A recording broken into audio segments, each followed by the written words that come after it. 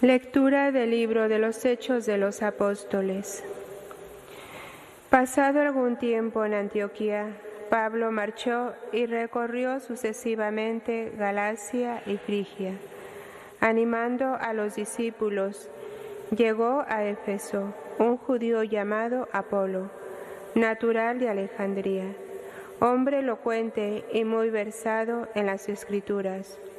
Lo habían instruido en el camino del Señor y exponía con entusiasmo y exactitud lo referente a Jesús, aunque no conocía más que el bautismo de Juan.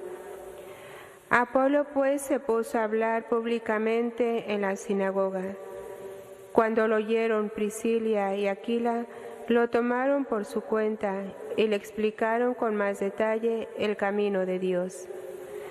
Decidió pasar a Acaya, y los hermanos lo animaron y escribieron a los discípulos de allí que lo recibieran bien.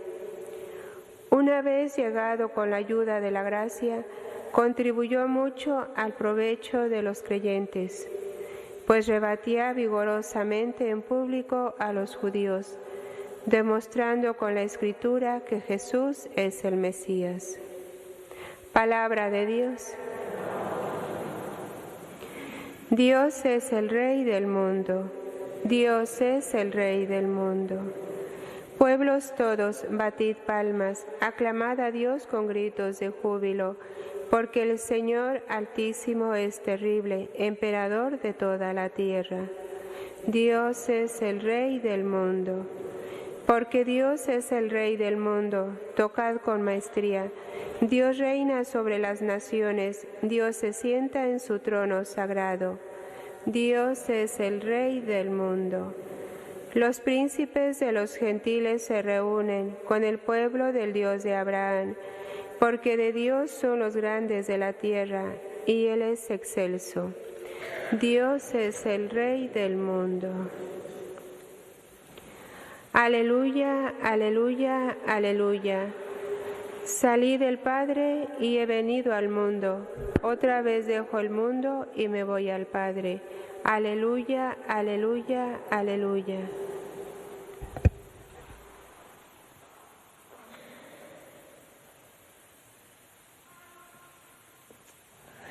El Señor esté con vosotros. Lectura del Santo Evangelio según San Juan.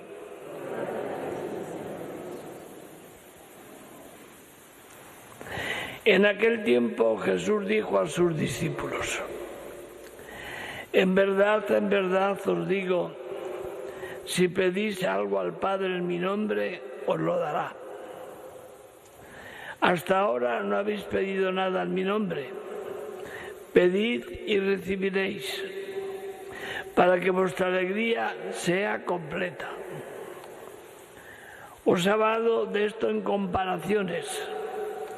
Viene la hora en que ya no hablaré en comparaciones, sino que os hablaré del Padre claramente. Aquel día pediréis en mi nombre, y no os lo digo que yo rogaré al Padre por vosotros, pues el Padre mismo os quiere, porque vosotros me queréis y creéis que yo salí de Dios. Salí del Padre y he venido al mundo. Otra vez dejo al mundo y me voy al Padre. Palabra del Señor.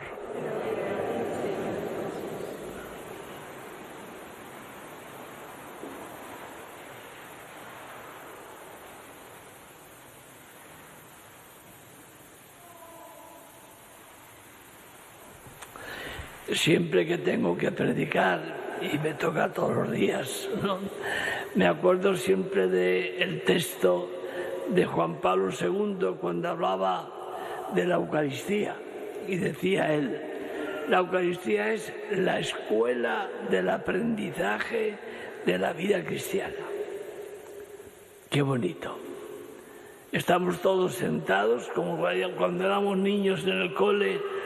Hoy estábamos en la universidad sentaditos siempre, escuchando al profesor que nos explicara la asignatura. Aquí, ¿quién era el profesor? Un servidor no. El profesor es Jesucristo y su palabra. Ese es el profesor. Lo que intenta el pobre cura es ayudaros a entender lo que el Evangelio hemos leído. Nada más, yo soy solamente un vocero, como decía Juan Pablo Benito XVI, un último trabajador de la viña del Señor. En este Evangelio que hemos leído hoy de San Juan es el Evangelio de la intimidad. Sobre todo los últimos capítulos de su Evangelio. ¿Por qué digo esto? Porque desde que Juan, la noche antes de morir en el cenáculo, recostó su cabeza en el corazón de Cristo, se convirtió en el albacea de Cristo. Él descubrió no solamente dichos y hechos de Jesús, sino que recogió sentimientos de Jesús. Sentimientos de Jesús. Igual que Jesús fue preparando a los apóstoles para que subieran a Jerusalén y los iba preparando para que aceptaran que era necesario que muriera en la cruz para redimir a los hombres, que era lo que su Padre quería. Ahora, en estas apariciones que vamos viendo todo este tiempo de Pascua, bueno, pues ¿cuántas apariciones tuvieron los apóstoles? Bueno, no lo sabemos. Decía San Juan, si escribo todo lo que Cristo ha dicho y ha hecho, no habría papiros entonces para escribirlo. Entonces no habría tanta imprenta como ahora, ¿no? Pero sí lo suficientemente práctico y profundo para conocer que Jesús iba preparando a los apóstoles este tiempo de Pascua para dos cosas. Una, preparándoles, he terminado mi obra como hombre y como enviado de Dios en este mundo y me vuelvo al Padre. Y me vuelvo al Padre. ¿Qué es lo que vamos a celebrar mañana? La ascensión del Señor. Cristo sube al Padre. Y los apóstoles se ponen un poco tristes, igual que cuando los anunciaba que iba a morir. Y les dice, no os pongáis tristes, pedid al Padre que os va a dar lo que le pidáis, porque el Padre os ama porque habéis creído en mí. Por tanto, no tengáis miedo de pedirle al Padre. ¿Qué le tenemos que pedir al Padre? Lo ha dicho Jesús, la alegría completa. Durante todo este tiempo de Pascua ha habido tres palabras que han estado permanentemente repitiéndose. La palabra alegría, la palabra paz y la palabra testimonio. Hoy también aparece la palabra la alegría. Y a mí me recuerda siempre cuando estudié de niño el catecismo del Padre Ascete, cuando nos preguntaba a nuestros catequistas, ¿para qué ha creado Dios al hombre? Y respondíamos todos de memoria, para ser felices en este mundo y después en la vida eterna. Bueno, pues eso es verdad.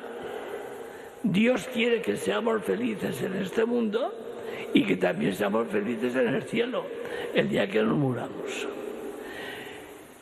¿En qué consiste la felicidad? Cumplir los mandamientos del Señor. En eso consiste. En dejarnos amar por Jesucristo. En eso consiste. Cuando no cumplimos los mandamientos del Señor y cuando no cumplimos que Dios nos ama, no somos felices, perdonadme. Y a veces no sabemos los mandamientos. Otro día preguntaba yo a un chaval joven que se estaba confesando y le decía, mira hijo, no solamente hay un pecado de los 10 mandamientos, del 6º. A ver, te voy a preguntar, ¿cuál es el 5.º mandamiento de la Santa Madre Iglesia? y me contesta, no matar. Digo, muy bien, a estudiar a la cartilla, guapo. No tienen ni idea de los mandamientos de la Iglesia y hay que saberlos, ¿no? Para examinar tu conciencia. Cristo quiere que seamos felices justamente cuando vivimos sus mandatos y nos dejamos amar por Él.